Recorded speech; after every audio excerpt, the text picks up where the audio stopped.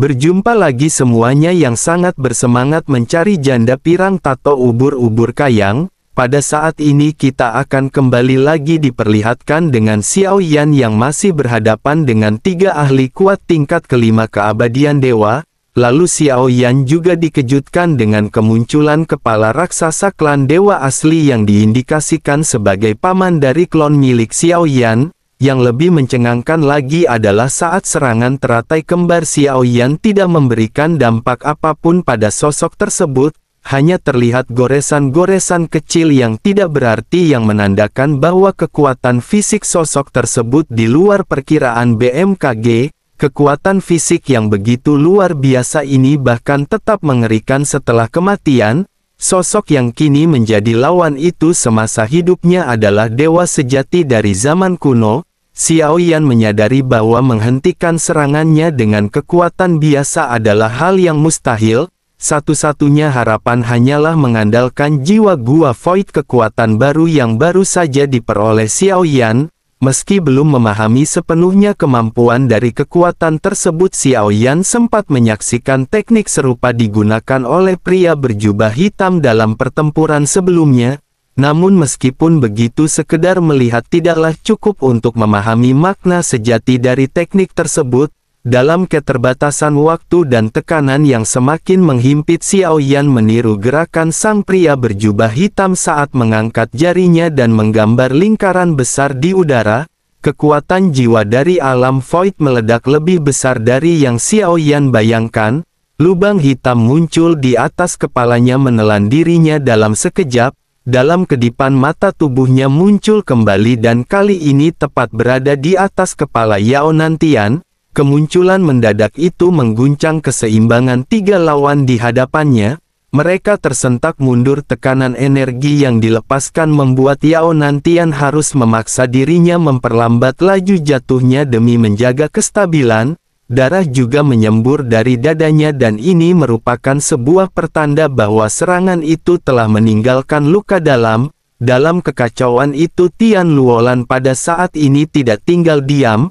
Tatapannya tertuju tajam ke arah Xiao Yan. Dengan satu gerakan dirinya mengangkat tangannya dan memanggil ratusan cabang dan tanaman merambat dari segala penjuru. Seperti akar-akar pohon yang haus, mereka melesat mendekati Xiao Yan makin tebal dan padat seiring jaraknya yang menyempit. Rasa sesak menyelimuti karena cabang dan sulur itu bukanlah makhluk biasa dan mereka mengandung kekuatan segel yang mampu mengekang setiap bentuk gerakan. Dalam kondisi genting itu, Xiao Yan pun merespon dengan cepat.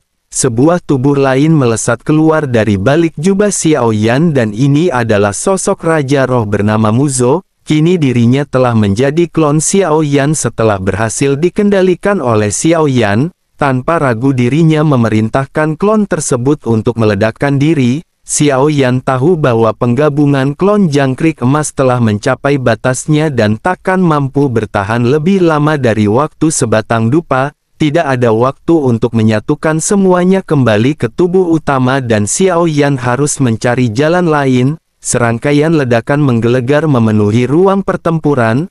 Energi destruktif dari peledakan diri seorang dewa abadi tingkat ketiga meledak hebat bahkan melampaui kekuatan teratai kembar milik Xiao Yan. Namun meskipun begitu, ledakan ini tidak cukup untuk melukai ketiga lawannya tetapi cukup untuk membuat jelah dan menggagalkan serangan Tian Luolan. Xiao Yan menyadari meski posisinya kini tidak menguntungkan, Xiao Yan tidak boleh berpikir untuk melarikan diri.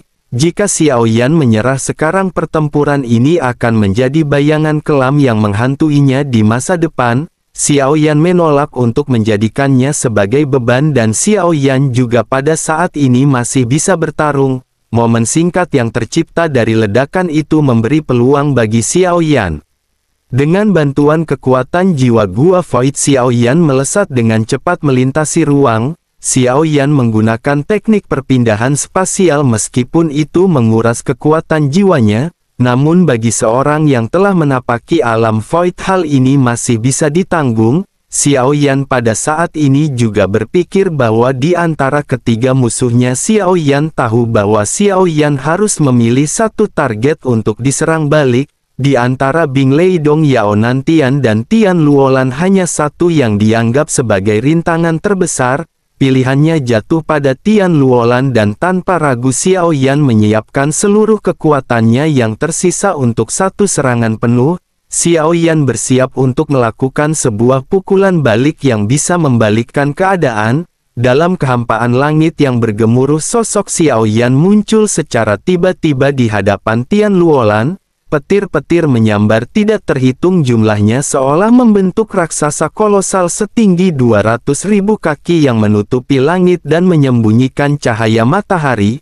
Di tangannya sebuah tombak patah terpancang kuat menyimpan kekuatan darah dan energi kuno yang membuat kekuatan Xiao Yan meningkat drastis dalam sekejap mata. Aura pertempurannya mendekati ranah kuno, bahkan tanpa terobosan sejati kekuatannya pada saat ini melonjak ke tingkat yang luar biasa.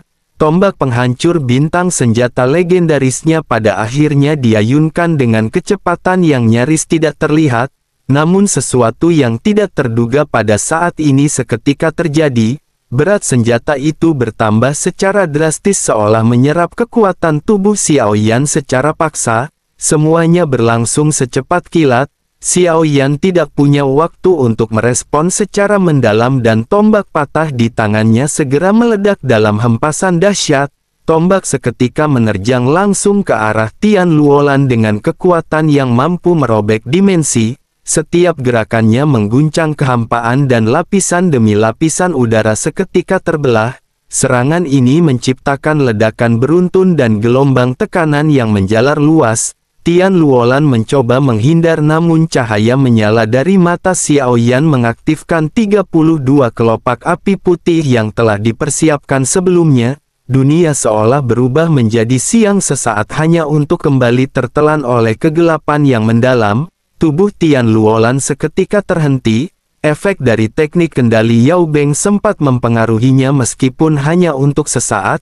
Jiwa kuat Tian Luolan dengan cepat melepaskan diri dari kendali tersebut. Dirinya segera mengangkat tangannya dan dari tanah kosong cabang serta tanaman merambat yang tidak terhitung jumlahnya melesat membentuk pohon raksasa yang menjulang tinggi dihiasi bunga-bunga merah dari tepi kematian. Sebuah penghalang megah pada akhirnya segera tercipta dalam sekejap mata. Namun hal itu tidak cukup untuk menahan serangan Xiao Yan. Tombak penghancur bintang meluncur menembus kekuatan tidak terlihat menghantam keras ke arah pertahanan Tian Luolan. Suara ledakan yang meledak seketika memekakan telinga. Cabang-cabang pohon dan sulur tanaman menjulang ke langit berputar dan menjalin formasi serupa kepalan raksasa. Mereka pada saat ini mencoba membendung serangan yang sangat mendominasi. Tubuh raksasa Xiao Yan sebagai bentuk manifestasi dewa sejatinya membentang 200.000 kaki. Tombak penghancur bintang juga tumbuh bersama dengan tubuh Xiao Yan menjulang seperti senjata penghancur langit. Di kejauhan di dalam kehampaan pertempuran ini terlihat sebagai pemandangan surgawi yang menakjubkan dan mengerikan sekaligus. Tangan raksasa Xiao Yan bergerak mencengkeram erat dan melawan tekanan tanaman yang merambat. Retakan mulai muncul dari struktur alami tersebut. Dengan gigi terkatup rapat, energi dan darah dalam tubuh Xiao Yan mengalir deras ke dalam tombak. Sebuah ledakan besar pun terjadi bersamaan dengan kepalan tanaman merambat yang meledak berkeping-keping. Sosok Tian Luolan terpental keluar dari reruntuhan kekuatannya sendiri. Darah biru mengalir dari sudut bibirnya menandakan luka dalam meskipun tidak fatal. Serangan Xiao Yan berhasil mendesaknya tetapi belum cukup untuk menghancurkannya. Tanpa memberi jeda, tombak penghancur bintang kembali melesat mengincar Tian Luolan yang masih terlempar mundur. Bersamaan dengan momen genting ini, kesadaran Tian Luolan kembali terganggu. Pengaruh dari Yao Beng masih menyisakan kekacauan dalam pikirannya dan tubuhnya tampak terlihat limbung. Xiao Yan pun membaca celah tersebut dan dalam waktu sekejap pikiran Xiao Yan bergerak cepat.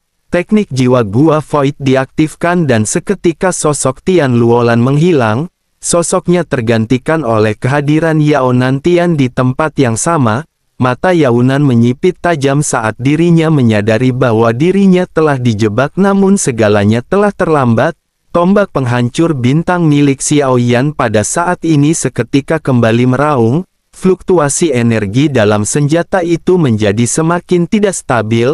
Xiao Yan bisa merasakan bahwa tombak itu berada di ambang kehancuran. Jika digunakan terlalu lama dalam pertarungan intens, senjata itu mungkin tidak akan bertahan. Yao Nantian menunjukkan perubahan raut wajah yang mencolok dan tidak menyangka serangan datang secepat ini. 3 bendera yang melayang di belakangnya mulai bergetar keras dan pusaran besar muncul menandakan bahwa kekuatan besar akan segera dilepaskan. Pertempuran ini belum selesai dan langit masih bersiap untuk menjadi saksi ledakan kekuatan para raksasa. Lengan mayat dewa asli raksasa terentang dari pusaran dengan daging yang terkoyak berdarah mencerminkan bekas luka dari pertempuran yang tidak terhitung jumlahnya. Kulit di sekitar jari-jarinya telah mengelupas memperlihatkan tulang-tulang emas gelap yang tampak aneh dan tidak wajar. Ini adalah sebuah ciri yang menunjukkan asal-usul yang bukan dari dunia fana. Sesaat kemudian sesosok mayat tiba-tiba melesat keluar dari pusaran energi menabrak dengan kekuatan dahsyat ke arah tombak penghancur bintang pamungkas milik Xiao Yan. Benturan keduanya mengguncang kehampaan seolah semesta pun menyaksikan pertemuan kekuatan sebesar itu. Di balik semua ini Yao Nanti tampaknya telah menggunakan metode yang tidak diketahui untuk memurnikan tubuh dewa kuno dan mengubahnya menjadi boneka hidup. Dengan bantuan bendera miliknya dirinya menghidupkannya kembali sebagai alat penghancur. Tubuh itu tidak lagi memiliki jiwa namun tetap menyimpan kekuatan yang mengerikan yang tidak dapat diremehkan. Tian Luolan yang berdiri tidak jauh dari sana berusaha keras menjaga tubuhnya agar tetap stabil. Serangan Xiao Yan telah mengguncangnya hingga ke akar kekuatannya. Dirinya dengan cepat merubah segel tangan dan menciptakan simbol besar yang mengunci arah kekuatan Xiao Yan. Dirinya berharap dapat menekan kembali ancaman yang datang kepadanya. Namun dari balik tubuh Xiao Yan sosok Gou Yan melesat keluar memancarkan cahaya biru yang menyapu segel-segel kekuatan milik Tian Luolan. Segel yang diciptakan hancur satu demi satu seakan tidak sanggup bertahan dari gelombang cahaya tersebut. Namun ketenangan itu tidak berlangsung lama. Sebuah cahaya dingin melesat cepat mengarah langsung pada Gou Yan. Seketika aura keberanian makhluk kecil itu lenyap dan kembali bersembunyi dalam jubah Xiao Yan. Meskipun telah berlindung, cahaya dingin itu tetap melanjutkan pergerakannya menyapu seluruh medan dan memusnahkan sisa-sisa batasan yang telah dipersiapkan Tian Luolan. Langit seketika menjadi gelap oleh ledakan demi ledakan yang tercipta. Tombak dan pukulan yang dilontarkan tampak menutupi hampir seluruh kehampaan besar dan dipenuhi kekuatan destruktif yang luar biasa. Gelombang serangan yang tercipta mampu menghapus eksistensi seorang keabadian kaisar dalam sekejap. Di tengah kekacauan itu kekuatan Xiao Yan juga pada saat ini terus-menerus melonjak. Dengan tombak penghancur bintang di tangan Xiao Yan berdiri sebagai pusat badai memancarkan tekanan luar biasa yang membuat pusaran energi perlahan mundur. Dunia seakan mendengarkan raungan kekuatannya yang tidak bisa diabaikan. Namun keheningan itu pecah saat Bing Leidong seketika melangkah maju. Melihat situasi yang memburuk dirinya akhirnya memutuskan untuk menunjukkan kekuatannya yang sebenarnya. Ratusan segel dibentuk oleh tangannya dengan kecepatan yang luar binasa. Udara dingin yang keluar darinya berubah drastis, bukan lagi sekedar dingin melainkan es biru yang membakar seperti api beku yang membinasakan segala sesuatu yang disentuhnya. Bersama dengan hal tersebut kehampaan di sekitar mereka juga mulai membeku dengan cepat. Seluruh area berubah menjadi dunia biru dikuasai oleh es yang tidak berasal dari alam biasa. Xiao Yan yang berada di tengah badai tidak punya ruang untuk menghindari serangan tersebut. Embun beku menyelimuti tubuh Xiao Yan membatasi gerakannya hingga akhirnya bahkan jantung api yang merupakan sumber kekuatannya mulai melemah dan membeku perlahan. Tubuh Xiao Yan lumpuh, darah dalam pembuluhnya berhenti mengalir dan matanya mulai membeku oleh lapisan es biru yang menguasainya. Segala bentuk perlawanan Xiao Yan pada akhirnya mulai pudar. Di sisi lain di dalam kehampaan yang dingin Yao Nantian juga melihat adanya peluang. Dengan teriakan keras dirinya memanggil Zuo Wujang, sosok dewa asli yang lebih kecil dari milik Xiao Yan, untuk maju dari pusaran. Meskipun tubuhnya tidak memiliki tanda-tanda kehidupan, kekuatan darah dan energi yang dipancarkan dari sosok itu cukup untuk menekan keberadaan Xiao Yan sepenuhnya. Dewa kecil itu pun melangkah maju, kedua tangannya terkepal sebelum akhirnya menghantam dengan kekuatan luar biasa ke arah tubuh Xiao Yan. Dalam kondisi membeku total, tubuh sang pejuang tidak bisa bergerak dan tidak bisa membela diri. Bahkan makhluk kecil yang melindunginya kini telah membeku menjadi bola es di jubah Xiao Yan. Segalanya tampak akan segera berakhir. Dalam kehampaan yang membeku, dua pukulan dari makhluk suci akan segera mengakhiri pertempuran. Jika tidak ada keajaiban yang muncul dalam sekejap waktu berikutnya, maka kisah kekuatan luar biasa Xiao Yan akan berakhir di tengah es biru yang membungkam segalanya. Meskipun Xiao Yan memiliki kekuatan asli yang besar, tetapi tetap saja kemampuan Xiao Yan untuk melawan berada di ujung batas. Perbedaan kekuatan yang begitu mencolok menempatkannya dalam posisi yang nyaris mustahil untuk menang. Pikiran Xiao Yan bekerja cepat mencari celah untuk memutus situasi kebuntuan ini. Satu-satunya harapan adalah kartu truf Xiao Yan yang tersisa. Xiao Yan pun menganalisis keadaannya dengan cepat dan menyadari bahwa bertahan sejauh ini saja sudah merupakan pencapaian yang luar biasa. Namun Xiao Yan tahu bahwa di mata lawannya peluang kemenangannya hampir tidak ada. Xiao Yan pada akhirnya memanggil bendera penekan jiwa, berharap dapat membuka celah untuk keluar dari keterbatasan ruang ini. Namun kehampaan telah dikunci rapat oleh batasan milik Tian Luolan. Harapan Xiao Yan pada kembalinya Ye Tian masih menggantung di udara, namun waktu terus berjalan. Dalam kesendirian itu Xiao Yan hanya bisa mengandalkan dirinya sendiri, terutama kekuatan api yang menjadi inti kekuatannya. Dengan tekad bulat Xiao Yan tidak membiarkan tubuhnya terus-menerus kehilangan kendali dari serangan. Energi dari klon jangkrik emas yang telah menyatu dengannya menjadi satu-satunya pendorong yang bisa Xiao Yan gunakan. Dalam tubuhnya jantung api mulai berdenyut semakin cepat dan siap meledakkan kekuatan terakhir yang tersisa.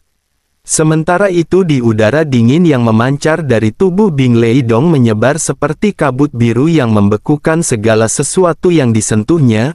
Beberapa bagian tubuh Xiao Yan mulai dilapisi es, namun lawannya terlihat tenang dan tampak percaya diri. Dirinya tampak yakin bahwa kekuatan aturan es yang dirinya miliki tidak akan bisa dipatahkan Xiao Yan. Namun sesaat kemudian api dari tubuh Xiao Yan tiba-tiba menyembur hebat. Lautan api yang luas menyapu udara, menghancurkan energi dingin yang membungkusnya. Ini adalah domain Dewa 10.000 api yang merupakan domain keabadian milik Xiao Yan. Dengan domain ini setiap percikan apinya akan membawa kekuatan pembebasan. Pertarungan menjadi semakin sengit ketika tinjuk boneka dewa asli milik Yao Nantian melesat ke arah Xiao Yan. Pukulan itu sangat kuat membuat udara seketika bergetar hebat. Dalam sekejap tubuh Xiao Yan berubah menjadi raksasa super dengan tinggi mencapai 200.000 kaki. Xiao Yan segera menjawab serangan itu dengan kekuatan yang tidak kalah dahsyatnya. Namun meskipun tubuh raksasa itu mengintimidasi, Xiao Yan masih bukan dewa asli dari alam kuno. Yao Nantian adalah makhluk yang telah mencapai tingkatan itu di masa lalu dan bonekanya menyimpan kekuatan yang dulu pernah menggetarkan dunia. Di hadapan Xiao Yan ukuran boneka itu tampak terlihat mungil kecil, tetapi esensinya tetap berbahaya. Melihat serangannya dapat dihalau, kemarahan pada saat ini memuncak dari Yao Nantian. Dirinya juga tidak tahan melihat Bing Leidong yang terus kehilangan kendali atas Xiao Yan. Berkali-kali Xiao Yan membalikkan keadaan membuat mereka merasa dipermalukan. Padahal dari penilaian awal kekuatannya tidak seharusnya sampai ke tingkat seperti ini. Namun tubuh Xiao Yan terus memancarkan kekuatan seakan tidak pernah ada habisnya. Di sisi lain, di balik kobaran domain api hanya Xiao Yan yang tahu harga yang harus dibayar.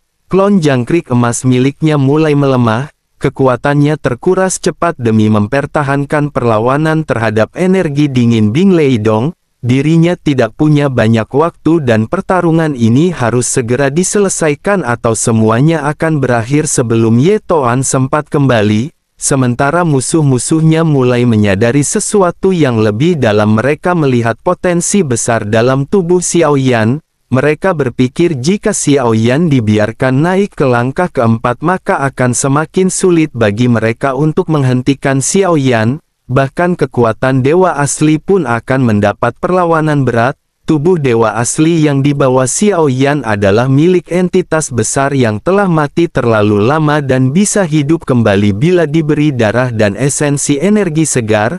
Bersamaan dengan hal tersebut tiba-tiba benturan keras mengguncang langit dan menggemparkan area sekitar. Tinju Xiao Yan dihantam balik dengan kekuatan yang dahsyat. Tulang-tulangnya retak, daging dan darahnya hancur dalam dentuman yang mengerikan. Ledakan energi menyebar liar menandakan babak baru dalam pertarungan tanpa ampun ini. Meskipun tubuhnya telah terluka dan darah menetes dari sudut bibirnya, kekuatan kuno yang melekat dalam diri Xiao Yan tidak pernah goyah. Di antara alisnya segel bintang berkilat liar memancarkan cahaya yang tidak terkendali. Tubuh raksasa dewa asli yang dikendalikan oleh kekuatan musuh pun tampak kesulitan menahan daya hantam dari pukulan Xiao Yan. Tetapi meskipun begitu serangan balasan Xiao Yan ini berhasil ditepis. Dari kejauhan Yao Nantian mengamati dengan sorot mata penuh kesombongan. Dengan jari-jarinya yang menari di udara dirinya memanipulasi tubuh mayat dewa asli seperti boneka tidak bernyawa. Di bawah kendalinya sosok besar itu kembali mengayunkan tinju meluncur ke arah Xiao Yan dengan kekuatan mematikan. Namun meskipun begitu Xiao Yan pada saat ini masih tidak memutuskan untuk mundur. Dalam genggamannya sebuah tombak patah pada saat ini kembali bergetar hebat. Xiao Yan menyalurkan seluruh energi dan darahnya ke dalam senjata itu menyatu dalam satu gerakan penuh amarah dan tekad. Tombak itu berkilau dengan aura mengerikan, kekuatannya hanya dapat dimunculkan melalui kekuatan fisik ekstrim seorang dewa asli. Tidak jauh dari sana sebuah sinar melesat dari cincin penyimpanan milik Yao Nantian. Benda itu mendarat di telapak tangan mayat dewa asli yang dirinya kuasai. Ini bukan sebuah tombak melainkan sebuah tongkat patah namun berbahan sama dengan milik bekas patahan yang saling menyatu dengan tombak milik Xiao Yan. Ini merupakan dua bagian dari senjata legendaris yang telah lama terpisah dan kini berada di tangan dua musuh bebuyutan. Xiao Yan memegang bagian atasnya sementara bagian bawahnya kini berada dalam kendali lawan. Keduanya pun bersiap mengayunkan masing-masing potongan tombak penghancur bintang. Kekuatan luar biasa dilesatkan ketika mereka saling mengarah satu sama lain. Dalam hati Xiao Yan terbesit tanya, seandainya dua bagian ini bersatu kembali seberapa dahsyat kekuatan yang akan bisa dibangkitkan.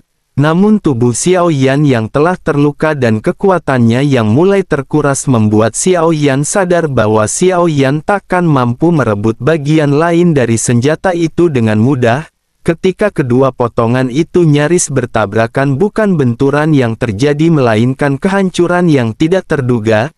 Cahaya bintang yang tidak terhitung jumlahnya meledak dari masing-masing bagian dan kedua senjata itu tidak pecah melainkan mulai menyatu. Xiao Yan seketika tersentak, begitu juga dengan Yao Nantian. Sebagai makhluk tua yang syarat pengalaman, dirinya langsung menyadari apa yang sedang terjadi, yakni penyatuan kembali tombak penghancur bintang yang legendaris.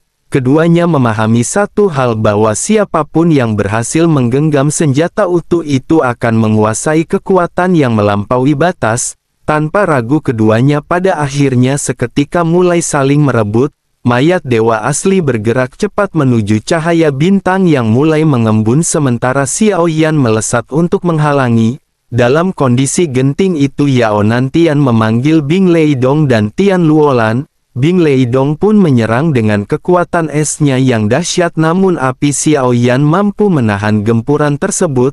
Sementara itu Tian Luolan yang seharusnya menciptakan penghalang segel tiba-tiba menghentikan ritualnya. Di matanya muncul cahaya ganjil dan seketika bola mata ungu dengan pupil merah muncul di atas kepalanya memancarkan kekuatan spiritual yang mengguncang. ini adalah sarangan spiritual yang dilesatkan oleh Tian Luolan. Gelombang pengaruh spiritual itu menerpa jiwa Xiao Yan membuat kesadaran Xiao Yan goyah. Jika Xiao Yan belum mencapai alam void mungkin jiwanya sudah tercabut saat itu juga. Suasana hatinya seketika diselimuti kesedihan yang menusuk dan ini berasal dari kekuatan ilusi yang menyelimuti lubuk jiwa Xiao Yan. Namun Xiao Yan pada akhirnya segera meneguhkan diri. Di sisi kanan dadanya jantung iblis yang diperolehnya dahulu kala berdenyut dengan liar. Jantung itu memancarkan kekuatan kegelapan yang menahan gangguan spiritual tersebut. Dengan tekad bajak Xiao Yan memusatkan kembali pikirannya.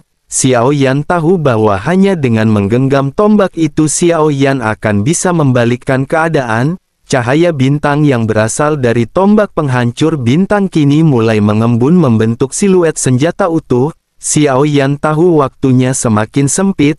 Mayat dewa asli yang dikendalikan Yao Nantian pada saat ini berusaha menghalangi dan konfrontasi tidak dapat dihindarkan. Dengan satu tarikan nafas Xiao Yan melepaskan teknik andalannya. Teknik 82 tinju para dewa pada saat ini dilesatkan oleh Xiao Yan. Rangkaian pukulan yang membawa kekuatan surgawi menabrak tubuh dewa asli yang tidak bernyawa. Serangan itu berhasil memukul mundur sedikit sosok dari dewa asli yang dikendalikan oleh Yao Nantian. Tetapi pada akhirnya sosok tersebut kembali maju dan bentrokan kembali terjadi. Pertarungan sengit kembali pecah antara kekuatan-kekuatan tertinggi itu sementara tombak penghancur bintang hampir utuh dan mulai menunjukkan bentuk aslinya. Selain itu juga nasib dunia sensi kini bergantung pada siapa yang lebih dulu berhasil meraih tombak sang pengendali Tobrut.